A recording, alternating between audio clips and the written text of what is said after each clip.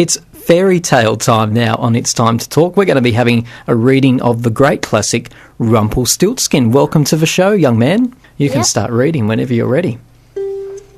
Once there was a miller who had a beautiful daughter. He was always boasting about her. She is beautiful, I tell you. Sometimes he said things that were not true. She can purr like a cat.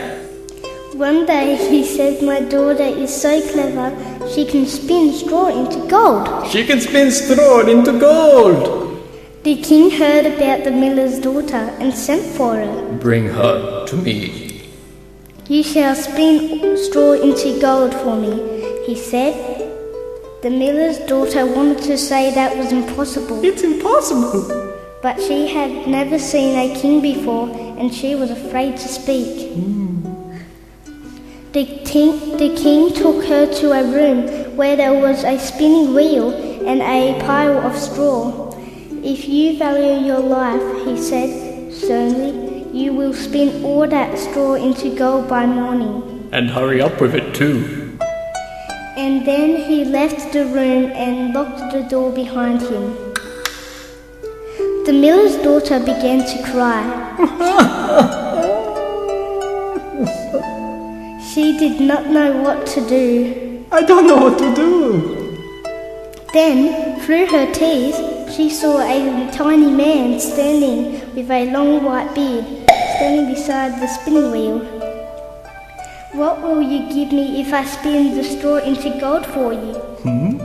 he asked.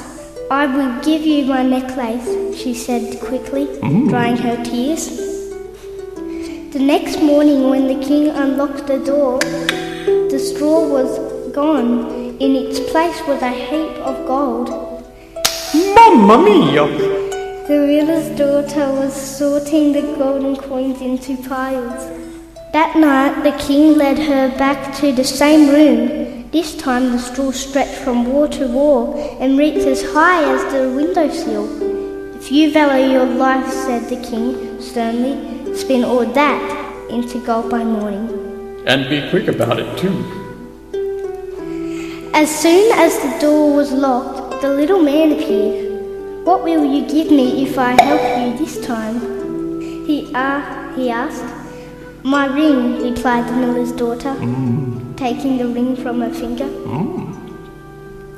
When the king saw the huge pile of gold next morning, he was very pleased. Oh, double mamma mia!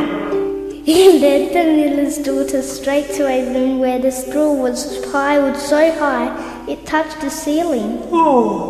"Spin all that into gold, and you shall be my queen," he said.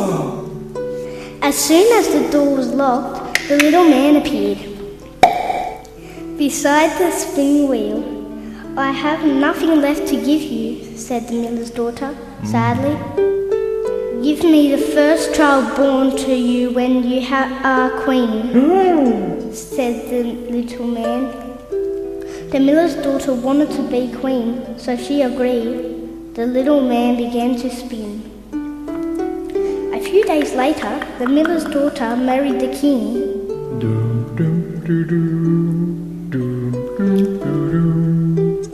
And became queen.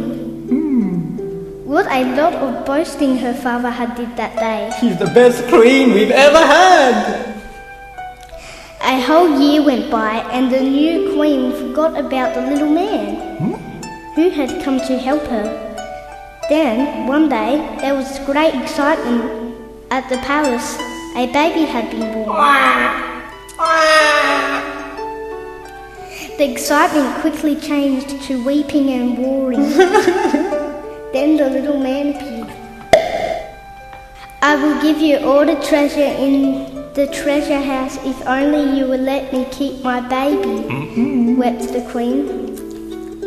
"You made a promise, you must keep it," said the little man.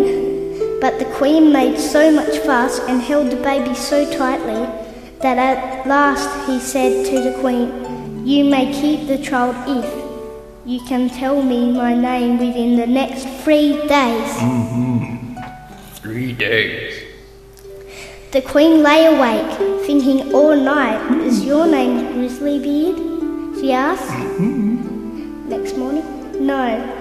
Is it firkin? It is not. Is it bodkin? No. On the second day, after another sleepless night, the Queen asked, is your name Shortlegs? No. Is it Long Ears? No. Is it Pimpkin? No. The Queen just had to get the name right.